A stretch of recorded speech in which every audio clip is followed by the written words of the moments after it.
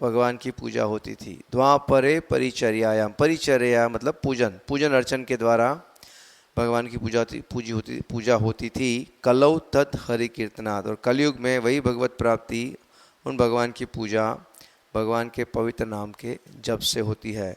सो कलयुग में बाकी सारे जो मार्ग हैं, वो मार्ग के द्वारा सिद्धि प्राप्त करना बड़ा कठिन है। उसका कारण यह है, कलयुग का प्रभाव ऐसा है। कलयुग में प्रत्येक व्यक्ति अल्प आयुष सभ्य कलावस्मिन युगे जनः मंदा सुमंद मतयो मंद भाग्या ही उपद्रुतः, ये सबको लागू होता है। कलयुग में जन्म लेने वाला प्रत्येक जीव, उसके शरीर की आयुष्य कम है, मंद यानी आलसी है, बुद्धि कम है, ऑलवेज डिस्टर्ब है। तो ऐसे समय में भगवान को प्राप्त करने का मार्ग अत्यंत सरल है। वो मार्ग है हरे कृष्णा कृष्णा कृष्णा हरे हरे, हरे राम राम राम हरे हरे। तो हम सब साथ में मिलकर हरे कृष्ण महामंत्र का जप करेंगे। जय श्री कृष्ण चैतन्य प्रभु नित्यानंद श्री अद्वैत गदाधर श्रीवासादि गौरभक्तवृंद। जय श्री कृष्ण चैतन्य प्रभु नित्यानंद श्री अद्वैत गदाधर श्रीवासादि गौरभक्तवृंद। जय श्री कृष्ण चैतन्य प्रभु नित्यानंद श्री अद्वैत गदाधर श्रीवासादि गौरभक्तवृंद। हरे कृष्णा कृष्णा कृष्णा हरे हरे, हरे राम राम राम हरे हरे, हरे राय।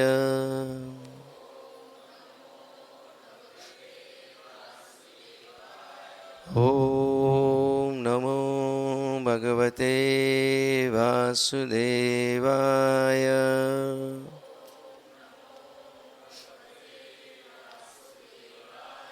ओम नमो भगवते वासुदेवाय।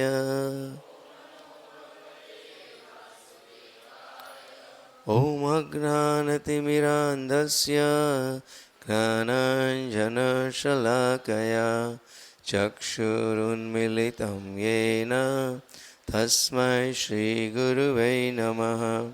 श्रीचैतन्यमनोभीष्टं स्थापितं येन भूतले स्वयं रूप कदा मह्यं ददाति स्वपदान्तिकम्।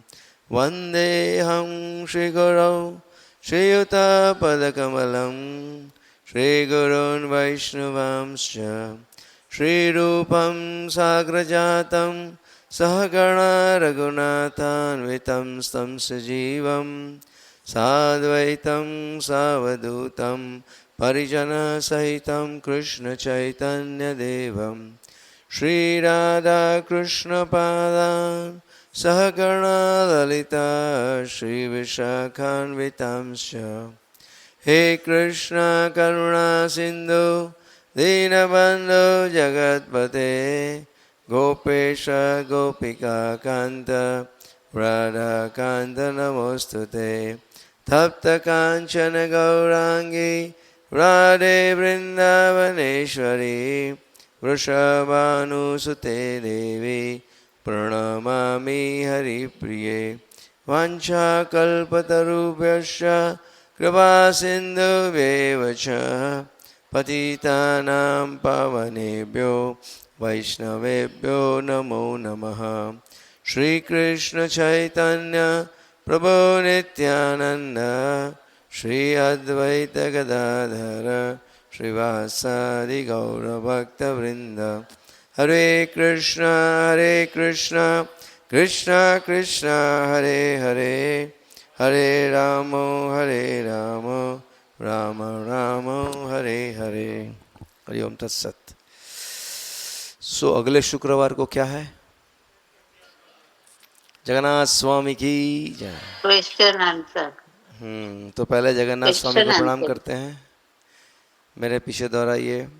नीलाचल निवासाय नित्याय परमात्मने बलभद्र सुभद्राभ्यं जगन्नाथाय ते नमः। सो रथ यात्रा का महोत्सव सब भक्तों को बड़ा प्रिय है। ये अद्भुत महोत्सव है। पूरे वर्ष भक्त मंदिर आते हैं भगवान का दर्शन करने के लिए, पर जो बहुत भाग्यशाली जीवात्माएं हैं वो इतनी व्यस्त हैं, उन्हें समय नहीं मिलता है मंदिर आने के लिए, दर्शन करने के लिए। सो बड़े कृपालु भगवान जगन्नाथ ऐसे जीवों को दर्शन देने के लिए स्वयं रथ पर आरूढ़ होकर नगर यात्रा पर शोभा यात्रा में निकलते हैं, जिससे सभी जीव उनके दर्शन प्राप्त कर सके और अपना कल्याण कर सके। क्योंकि शास्त्र कहता है रथे तु वामनम दृष्ट्वा पुनर्जन्म न विद्यते। रथ पर आरूढ़ भगवान जगन्नाथ के दर्शन करने वाले जीवात्मा का पुनर्जन्म न विद्यते।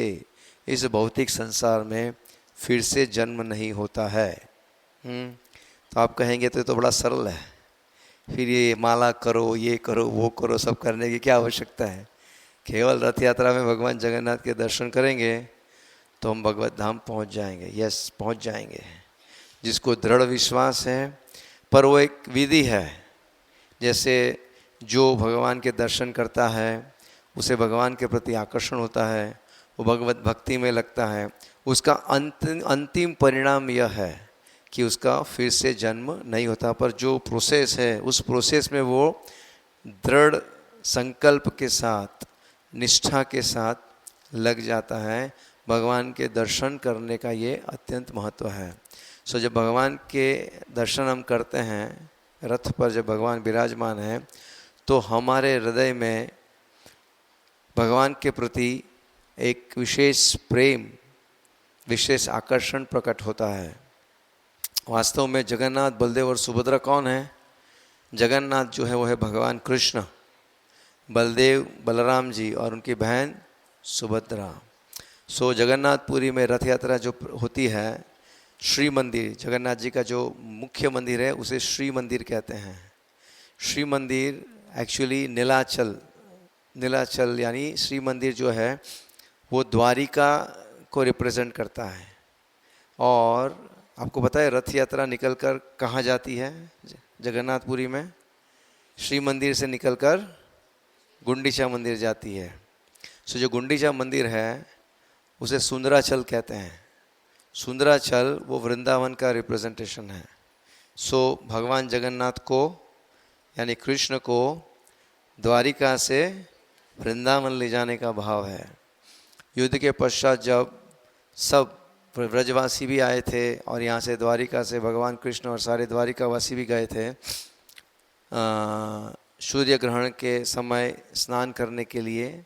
सो वहाँ पर सब एकत्रित हुए थे और वहाँ पर जब गोपियाँ भगवान से मिली, सो जब उन्होंने भगवान को द्वारिकाधीश के वेश में देखा, सो उन्हें ये स्वरूप भगवान का पसंद नहीं आया। क्योंकि उनके कृष्ण तो कैसे हैं? मुरली बजाते थे, मोर पंख लगा के, है ना। सो और यहाँ पर तो भगवान मतलब एक राजा के रूप में हैं।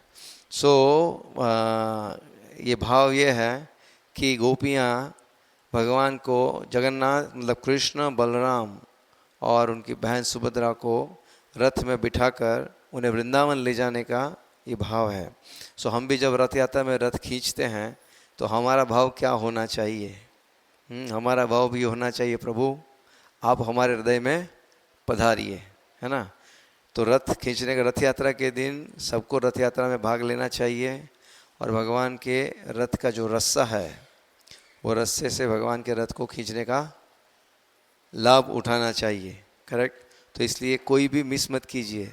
ऑफिस तो 365 दिन रहने वाला है ना। बाकी सब सारे काम पूरे साल चलने वाले हैं। रथ यात्रा ये हमें स्मरण रखना चाहिए कि भगवान स्वयं कृपा देने के लिए रथ पर विराजमान होकर सब भक्तों का कल्याण करने हेतु नगर की शोभा यात्रा पर निकलेंगे, तो इसलिए हम सबको उसमें बड़े उत्साह से भाग लेना चाहिए। सो यह है रथ यात्रा का महोत्सव। और भगवान जगन्नाथ की अनेक लीलाएं हैं। भगवान जगन्नाथ अपने भक्तों के साथ बड़ी अद्भुत अद्भुत लीलाएं करते हैं, और वो ऐसा नहीं कि लीलाएं करते थे, आज भी करते हैं। जो भक्त उनके पास प्रेम से जाता है और प्रेम से जो जिस प्रकार का आदान प्रदान करवाना चाहता है उस प्रकार का आदान प्रदान भगवान जगन्नाथ करते हैं। इसीलिए भगवान का एक नाम है भक्त वत्सल जनार्दन, मतलब जो भक्तों को अत्यंत प्रेम करते हैं और भक्त जिस रूप में चाहते हैं उस रूप में वो आदान प्रदान करते हैं। सो ऐसी बहुत सारी लीलाएं हैं जगन्नाथ जी की। समय रहेगा तब तक हम एक दो लीलाएं श्रवण करने का प्रयास करेंगे, है ना, जितना समय है हमारे पास। तो एक बार की बात है, जगन्नाथ जी, ये 12वीं सदी की बात है। 12वीं, अभी कौन सी सेंचुरी चल रही है? 21st century. So this is 12th century, 800-900 वर्ष पूर्व की बात है, जब श्री रामानुजाचार्य, नाम सुना है आपने रामानुजाचार्य का? रामानुजाचार्य जो श्री संप्रदाय के प्रमुख आचार्य हैं। एक्चुअली उनका नाम रामानुज, राम के अनुज। राम के अनुज मतलब कौन?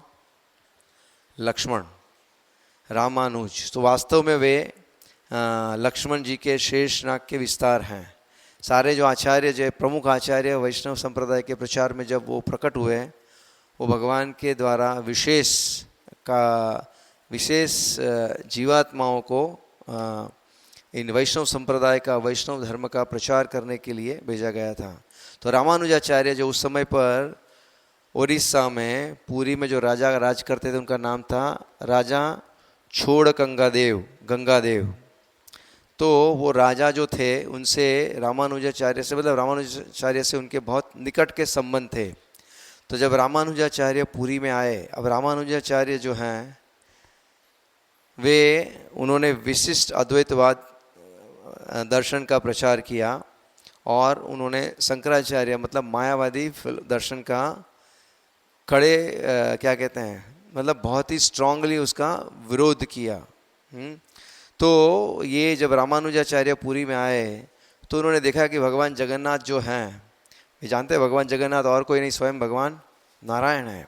और हम जानते हैं कि श्री संप्रदाय में भगवान की जो सेवा होती है, विग्रह की सेवा, बहुत ही ऐश्वर्यपूर्ण सेवा है।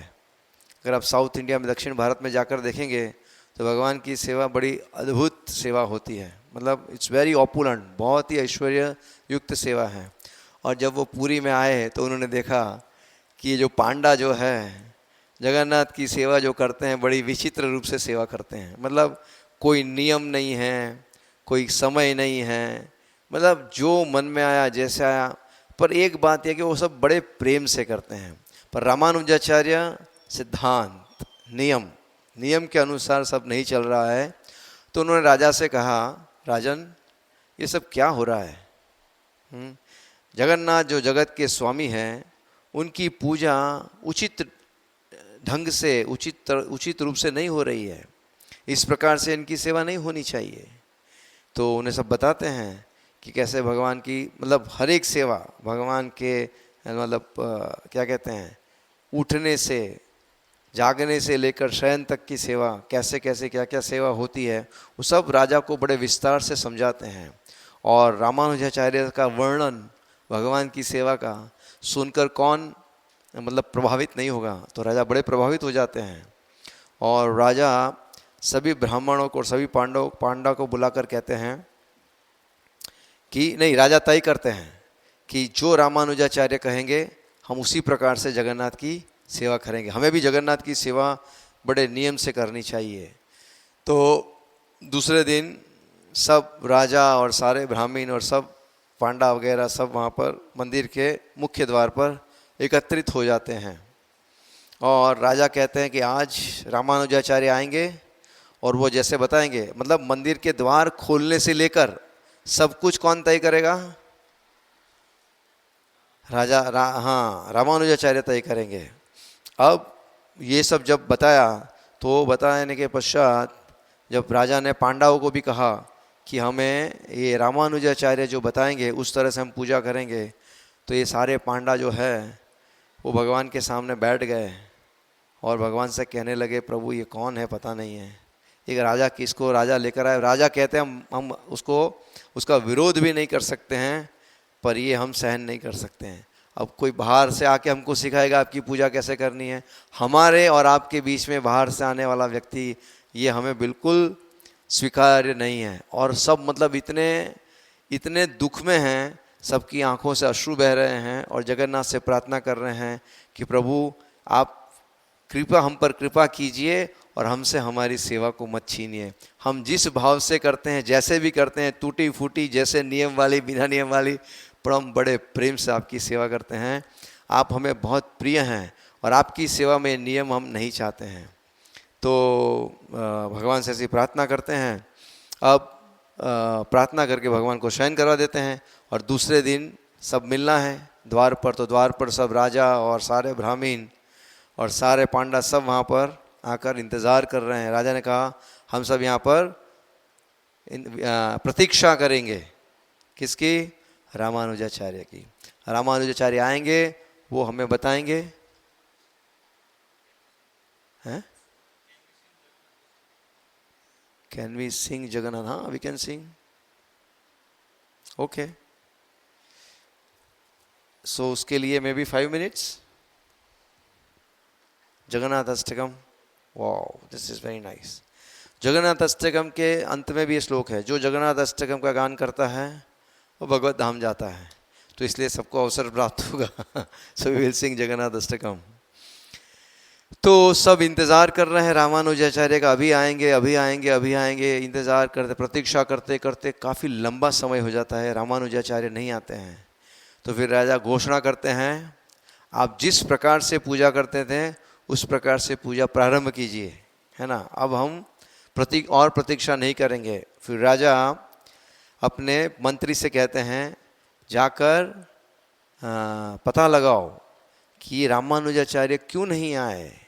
और जब सारी जानकारी प्राप्त की गई तो पता चला कि पूर्व रात्रि को जब रामानुजाचार्य शयन कर रहे थे तो भगवान जगन्नाथ उनके स्वप्न में आए और स्वप्न में आकर उनसे कहा, तुम कौन होते हो मेरे और मेरे भक्तों के बीच में आने वाले?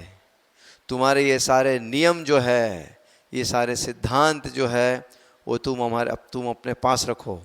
मेरे भक्तों को तुम नहीं जानते हो, ये मेरे सब विशेष भक्त हैं और हमारा यह विशेष संबंध है। इस संबंध के बीच में मैं तुम्हें नहीं आने दूंगा। तुम्हारी यहाँ पर कोई आवश्यकता नहीं है, तुम यहाँ से चले जाओ। और भगवान अपने गरुड़ पर बिठाकर रामानुजाचार्य को दक्षिण भारत, पूरी उड़ीसा पूर्व भारत में है, और गरुड़ पर बिठाकर रात इमीडिएटली रामानुजाचार्य को डिपोर्ट करते हैं सीधा कुर्म क्षेत्र। रामानुजाचार्य जब आँख खोलते हैं तो कुर्म क्षेत्र में है, दक्षिण भारत में।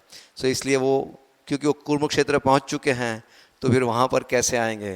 तो इस प्रकार जगन्नाथ जो हैं अपने भक्तों के साथ बड़ा विशेष आदान प्रदान करते हैं। तो इस प्रकार जगन्नाथ जी ने नियमों को प्राधान्य देते हुए अपने भक्तों के प्रेम का आदान प्रदान करने के लिए रामानुजाचार्य को वहाँ से डिपोर्ट कर दिया।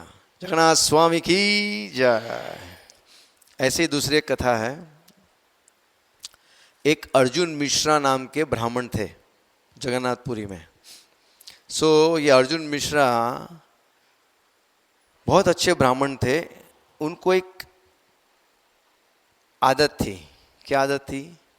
गीता का अध्ययन करना। पूरा दिन गीता का अध्ययन करते रहते हैं। उनको गीता के श्लोक बड़े प्यारे लगते हैं। पूरा दिन गीता का अध्ययन करते। वो कुछ वैसे काम भी नहीं करते और परिवार का पालन पोषण करने के लिए मधुकरी, समझते ना, मधुकरी भिक्षा मांग के लाते और उससे उनका गुजारा चलता है, उससे वो प्रसन्न थे। उनके 3 बच्चे थे, पत्नी थी। तो वो इस तरह से वो पूरा दिन गीता का अध्ययन करते रहे और बहुत उन्हें भगवान पर बहुत ही विश्वास था। जगन्नाथ के बड़े अच्छे भक्त थे। तो इसलिए वो गीता का अध्ययन ऐसा करते थे, इसलिए उनका नाम लोगों ने रखा था गीता पांडा। गीता पढ़ने वाला पांडा, गीता पांडा। तो एक बार क्या होता है, जगन्नाथपुरी में बहुत जोर की बारिश होती है। और ये बारिश करीब करीब 1 हफ्ता बारिश चलती है। अब बारिश ज़ोर शोर से बारिश शुरू हो गई तो ये गीता पांडा जो है वो घर में वैसे मतलब मधुकरी करेंगे तो सब आएगा, भोजन बनेगा और भोजन खाएंगे। अब बारिश इतनी ज़ोर से हो रही है, वो बाहर नहीं जा पा रहे हैं। वो बाहर नहीं जा पा रहे तो बोलते भगवान की विशेष कृपा है, अधिक समय मिलेगा क्योंकि मधुकरी के लिए जाएंगे तो थोड़ा समय जाएगा।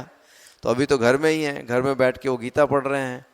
उनकी पत्नी जो है उनको बड़ा क्रोध आ रहा है कि अजीब आदमी है, समझता नहीं है इसको, गीता पढ़ता रहता है, बच्चे भूखे हैं, हम सब भूखे हैं।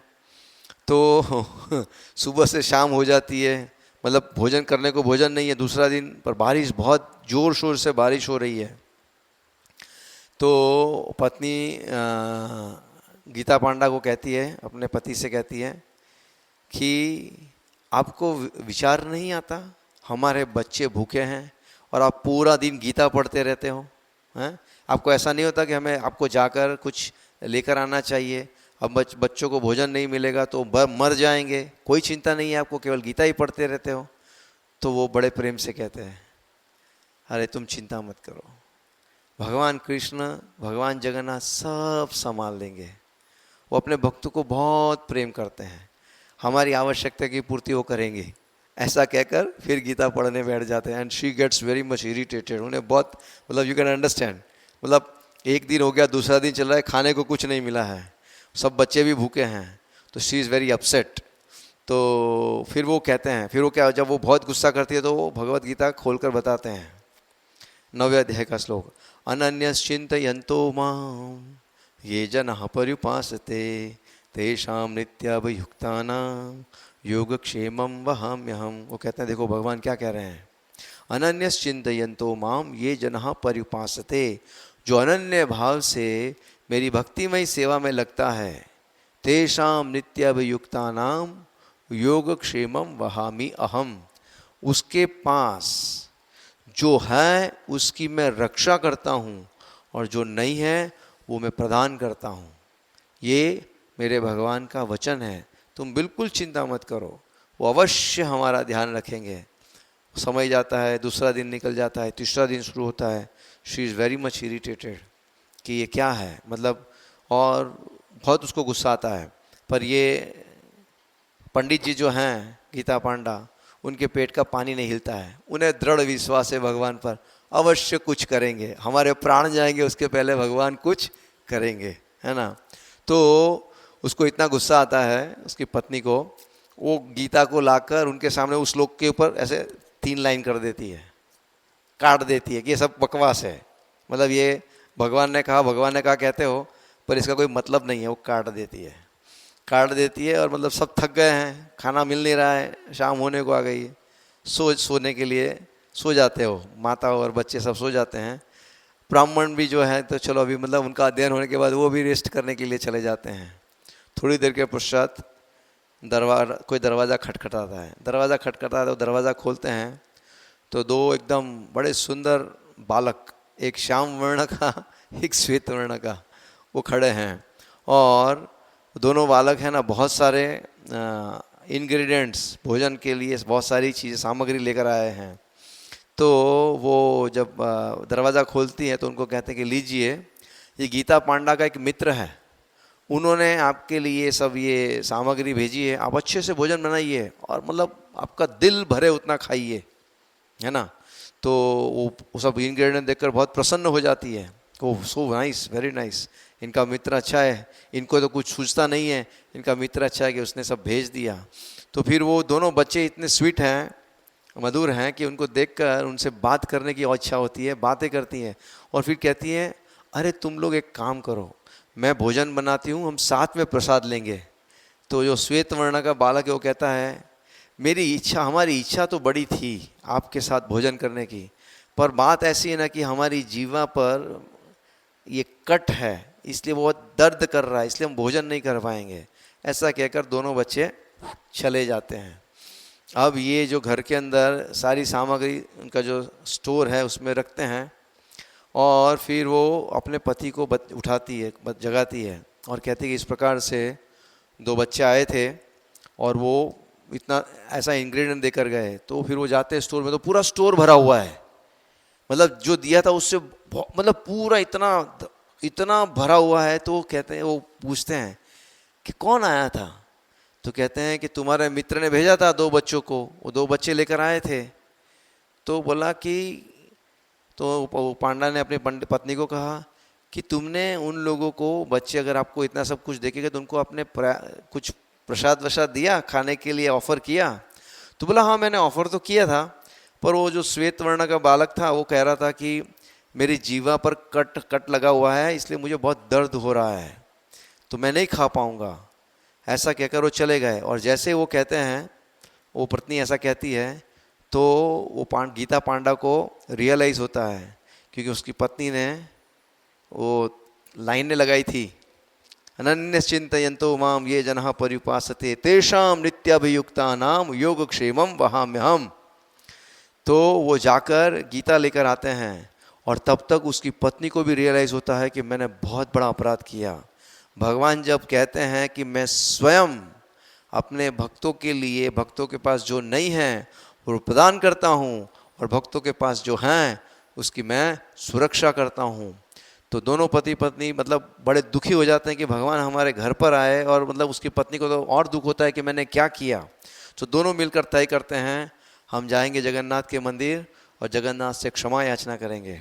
फिर दोनों जाते हैं जगन्नाथ के मंदिर, और जब जगन्नाथ के दर्शन के लिए जाते हैं तो जगन्नाथ के जो होठ हैं उस पर वो 3 लाइन उनको दिखती हैं, 3 डॉट्स, कि जैसे जहाँ से भगवान को मतलब जैसे रक्त निकल रहा है।